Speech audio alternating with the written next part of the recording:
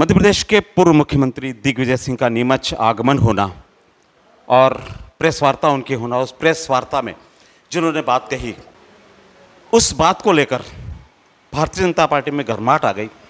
देश और प्रदेश की मीडिया की हेडलाइन वो बन गई। दिग्विजय सिंह ने आखिर ऐसा क्या कहा? सबसे पहली बात उन्होंने करी पवन पाटीदार को लेकर, जो भाजपा के जिला अध्यक्ष हैं, उनको लेकर उनका जो बयान था कि एक धार्मिक उत्सव में तलवार का लहराना, इस बात को उन्होंने ट्वीट किया। उस ट्वीट से वो हेडलाइन बनी मीडिया की। और उसके बाद जब प्रेस वार्ता उनकी हुई 2 दिन पहले, उसमें भी उन्होंने इस बात को कहा कि भाजपा का जिला अध्यक्ष तलवार लहराता है, किस कानून के तहत लहराता है? जब मैं प्रदेश का मुख्यमंत्री था उस समय वो कानून बना, वो आज तक चल रहा है। तो ये प्रशासन बताए किस कानून के तहत उसने तलवार लहराई। 2 बार पवन पाटीदार का नाम लेना, कहीं ना कहीं पवन पाटीदार और दिग्विजय सिंह का पुराना रिश्ता नज़र आता है कि पवन पाटीदार को दिग्विजय सिंह ने देश और प्रदेश की मीडिया में हाईलाइट किया। उनके सोशल मीडिया पे जो वीडियो वायरल हुए, इन सारी बातों को लेकर आज हम भाजपा जिलाध्यक्ष पवन पाटीदार से बात करेंगे। क्या कहते हैं वो, और कुछ सवाल ऐसे हैं जो दिग्विजय सिंह ने पलटवार भाजपा के ऊपर किया। तो पवन पाटीदार आज हमारे साथ हैं। पवन जी नमस्कार। दिग्विजय सिंह का दौरा हुआ नीमच में, पहले आपने तलवार लहराई, उन्होंने ट्वीट किया, और जब दिग्विजय सिंह वापस नीमच आए सेकंड बार 2 दिन पहले, जिक्र उन्होंने आपका किया। आपका और उनका ऐसा क्या रिश्ता है? देखिए, सिर्फ मेरा ही नहीं, हर हिंदू हित की बात करने वाले कार्यकर्ता से और हर राष्ट्रवादी कार्यकर्ता से दिग्विजय सिंह जी का एक अलग तरह का रिश्ता है, क्योंकि उनकी एक अलग प्रकार की सोच है। परंतु ये रिश्ता और ये जवाब, मुझे ऐसा लगता है कि आप उनसे पूछेंगे तो और शायद अच्छा जवाब आएगा। चलिए खैर, अगली बार जब दिग्विजय सिंह आए तो मैं उनसे ज़रूर इस बात को पूछूंगा। कुछ सवाल ऐसे छोड़कर गए हैं वो, जो जवाबदेही तो भाजपा की बनती है। मैं 1 to 1 सवालों की आपसे बात करता हूँ। पहले वो सवाल मैं आपको सुनाता हूँ मेरे स्क्रीन के ऊपर। आज जिला भाजपा का अध्यक्ष कंधे पे खड़ा हुआ तलवार भांज रहा है। क्या ये तलवार लाइसेंस शुदा थी कि नहीं? खड़ी वीडियो ऐसी। क्या तलवार ले जाने के लिए जिला प्रशासन ने मंजूरी दी थी कि नहीं दी थी? और रामनवमी और हनुमान जयंती के जुलूस में हथियारों की आवश्यकता क्या है? जबकि मेरे कार्यकाल से जो निर्देश थे वो आज भी कायम है कि चाहे हिंदू का जुलूस हो चाहे मुसलमानों का जुलूस हो, हथियारों के साथ नहीं ले जा सकते। ये आज भी नियम बना हुआ है, लेकिन उसका उल्लंघन हो रहा है। सुना आपने, पवन पाटीदार ने तलवार लहराई जब वो प्रदेश के मुख्यमंत्री थे।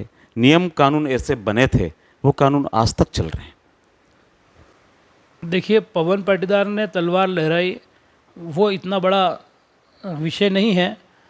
विषय ये है कि अखाड़े जिनमें प्रतीक स्वरूप तलवारें और अन्य ऐसे शस्त्र निकाले जाते हैं जिनका प्रदर्शन किया जाता है, हिंदू त्योहारों पर शस्त्र निकालकर उनकी पूजन की जाती है। तो ये पवन पाटीदार या पवन पाटीदार की तलवार, ये उतना बड़ा मामला नहीं है। पर यह हमला कहीं न कहीं सनातन धर्म पर है। ये हमले जितने दिग्विजय सिंह जी करते हैं, ये सारे हिंदू परंपराओं पर है, उन अखाड़ों पर है, उन साधु संतों पर है जो अखाड़े लेकर निकलते हैं। तो इन सब चीज़ों के पीछे जो कांग्रेस नेता दिग्विजय सिंह जी और कांग्रेस की योजना है, वो यही है कि कैसे इस सनातन धर्म को, हिंदुत्व को, हिंदू हित की बात करने वाले लोगों को कैसे तहस नहस किया जाए और कैसे उन्हें दबाया जाए और कैसे इस परंपरा को सेक्युलरिज्म के नाम पर इस हिंदुस्तान से नष्ट कर दिया जाए। पवन जी, प्रदेश के पूर्व मुख्यमंत्री दिग्विजय सिंह ने कहा है कि भाजपा के सरकार में महंगाई बढ़ी, गरीब का बजट गड़बड़ाया।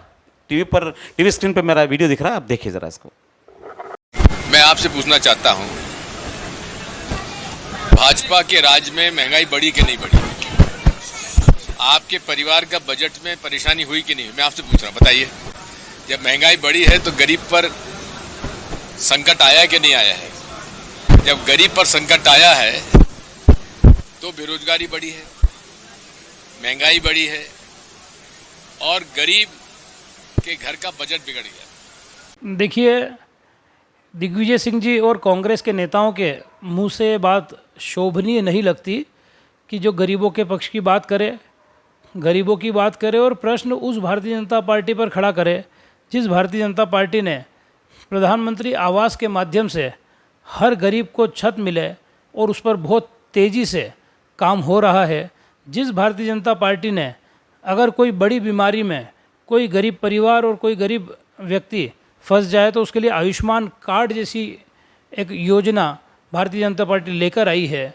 अगर किसी गरीब परिवार में अगर एकदम उसके मुखिया का या किसी कमाने वाले का देहावसान हो जाए, अगर वो ईश्वर को प्यारा हो जाए, ऐसी परिस्थिति में परिवार लड़खड़ा जाता है, उस परिवार के लिए संबल योजना चलाई ताकि एक बड़ा आर्थिक सहयोग हो पाए, जिसके कारण से पुनः परिवार को पटरी पर आने का अवसर मिले। मुख्यमंत्री कन्यादान योजना के माध्यम से पहले एक ऐसा समय था जब पिता को अगर बेटी का विवाह करना है तो बड़े ब्याज पर पैसा लाना पड़ता था और उस ब्याज को वो जीवन भर चुका नहीं पाता था। तो कन्यादान योजना के माध्यम से बेटियों का विवाह कराना। अगर हम शिक्षा की बात करें तो CM राइज स्कूल जैसी एक अद्भुत योजना लाकर प्राइवेट स्कूलों से भी बड़े भवन, प्राइवेट स्कूलों से भी बड़ी व्यवस्थाएं, कंप्यूटर लैब होना, शिक्षक होना, उस दिशा में एक बहुत बड़ा कदम मध्य प्रदेश की सरकार के द्वारा उठाया गया है। और अगर 5 किलो अनाज प्रधानमंत्री जी देते हैं तो 5 किलो अनाज देने का काम मुख्यमंत्री मध्य प्रदेश की सरकार भी करती है। तो इस प्रकार से भारतीय जनता पार्टी, चाहे वो अन्न की बात हो, चिकित्सा की बात हो, शिक्षा की बात हो, चाहे वो गरीब को छत देने की बात हो, संबल योजना हो, हर क्षेत्र में काम करते हुए गरीबों के जीवन स्तर को उठाने की दिशा में काम करती है। परंतु कांग्रेस को इसलिए ऐसा नज़र आता है कि बरसों बरस कांग्रेस की सरकारें रही, दिग्विजय सिंह जी ने भी सरकार का नेतृत्व मध्य प्रदेश में भी किया है। उन्होंने गरीबी तो हटाई नहीं और गरीबों को हटाने का काम किया, उनको मात्र वोटों के लिए उपयोग करने का काम किया। इसलिए दिग्विजय सिंह जी के मुंह से ये बात शोभा नहीं देती। पवन जी, एक बात और दिग्विजय सिंह ने कही है कि भाजपा मुसलमान के गरीब बच्चों से पत्थर फेंकवाती है। खैर, उन्होंने इस बात की पुष्टि नहीं की, उसकी जांच कर रहे हैं। क्या ऐसा काम भाजपा करती है? जरा ये वीडियो आप सुनिए मेरे स्क्रीन पर, क्या बोला दिग्विजय सिंह ने। और ये भी जानकारी मिली अब तो गरीब मुसलमान लड़कों से पत्थर फेंकवाते हैं और उनसे पत्थर फेंकवा कर और दंगा करा देते हैं। ये भी हमारे पास कुछ प्रमाण आए, उसका हम वेरीफाई कर रहे हैं। हम इस बात को आज से नहीं, आज़ादी के बाद से ही अगर हम देखें तो कांग्रेस सरकार, नेहरू सरकार कश्मीर की समस्या को अगर आज तक जिंदा रही कश्मीर की समस्या, तो उसके पीछे कहीं न कहीं जवाहरलाल नेहरू जी की नीतियां हैं। अगर उस समय पर सरदार पटेल नहीं होते तो हैदराबाद, जूनागढ़ और ऐसी कई रियासतों की समस्याएं जो कि तू खड़ी रह जाती है और कश्मीर की समस्या खड़ी रही। और आज तक कश्मीर के अंदर कुछ समय पहले तक हम देखें तो पत्थर बरसते रहे और उपद्रवी लोग पत्थर बरसाते रहे और सरकार की संपत्ति को भी और निजी संपत्ति को भी और व्यक्तिगत लोगों को भी नुकसान पहुंचाते रहे। परंतु भारतीय जनता पार्टी की सरकार आई जो प्रतिबद्ध थी 370 हटाने के लिए 370 हटाई और उन पत्थर फेंकने वालों को जेल की सलाखों के पीछे फेंक दिया। तो भारतीय जनता पार्टी की सरकार पत्थर फेंकवाने का काम नहीं करती है। भारतीय जनता पार्टी की सरकार, भारतीय जनता पार्टी के नेता पत्थर फेंकने वालों को फेंकने का काम करती है, पत्थर फेंकने वालों को सलाखों के पीछे डालने का काम करती है, पत्थर फेंकने वालों पर बुलडोजर चलाने का काम करती है। इसलिए बड़ा अंतर है कांग्रेस की सोच और भारतीय जनता पार्टी के काम करने की कार्य पद्धति में। तो हम लोग पत्थर फेंकवाते नहीं, पत्थर फेंकने वालों को सलाखों के पीछे डालते हैं। पवन जी, मैं आपको एक वीडियो दिखाना चाहता हूं जिसमें दिग्विजय सिंह जी ने कहा है कि 6,000 रुपये किसान को देकर 25,000 रुपये वापस उससे निकाल लेते हैं। कहाँ आपने महंगाई कम करी? ये वीडियो आप सुनिए मेरा। भाजपा कहती हम आपको किसानों के खाते में 6,000 रुपये डाल रहे हैं साल भर में, और साल भर में आप 25,000 रुपये महंगाई की वजह से आप उनकी जेब से निकाल रहे हो। उसका क्या हिसाब देते हो? एक तो दिग्विजय सिंह जी ने 6,000 ही कहे, तो 6,000 तो केंद्र की सरकार मोदी जी के द्वारा दिए गए और उसमें आगे बढ़कर 4,000 रुपये मध्य प्रदेश के मुख्यमंत्री और मध्य प्रदेश की भारतीय जनता पार्टी की सरकार के द्वारा जोड़ दिए गए। तो कुल मिला के साल के 10,000 रुपये किसानों के खाते में प्रदेश और केंद्र की सरकार के द्वारा डाले जा रहे हैं। उसके अलावा अगर हम बात करें, जो बात दिग्विजय सिंह जी कह रहे हैं कि 25,000 निकाल लिए गए, तो दिग्विजय सिंह जी आप थोड़ा और अध्ययन करें और आप देखें कि 3 लाख रुपए तक की राशि सोसाइटी से बगैर ब्याज की भारतीय जनता पार्टी की सरकार दे रही है। और आपके ज़माने में वो 3 लाख रुपए जब किसान को चाहिए होते थे तो उसको 2% 3% ब्याज पर लेकर आने पड़ते थे। तो 3 लाख रुपए का 2% ब्याज अगर हम गिनेंगे तो 6,000 रुपये महीना, तो वो फिर साल पर जाकर कहाँ पड़ता है।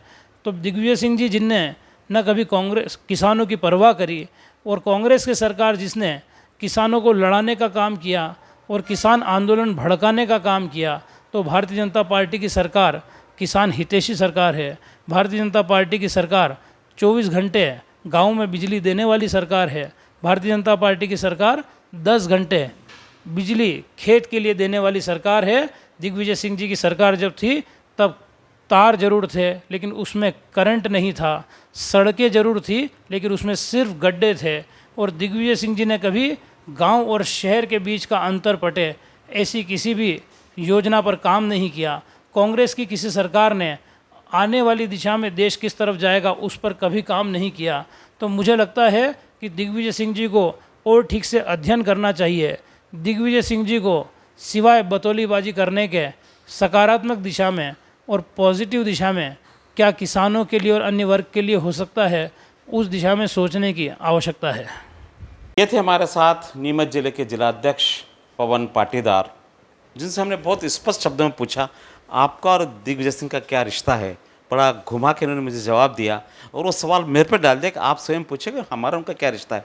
पवन जी, आपने बड़ी चतुराई से इस प्रश्न का जवाब तो मुझे दिया, पर लपेट के दिया। कुछ न कुछ रिश्ता तो आपका ऐसा बनता है। नेक्स्ट टाइम जब दिग्विजय सिंह आएंगे ना नीमच में, मैं उन्हीं से बात करूँगा कि पवन पाटीदार और दिग्विजय सिंह का रिश्ता क्या है। आप मेरे से मिले, बहुत बहुत धन्यवाद। बहुत बहुत धन्यवाद। Thank you.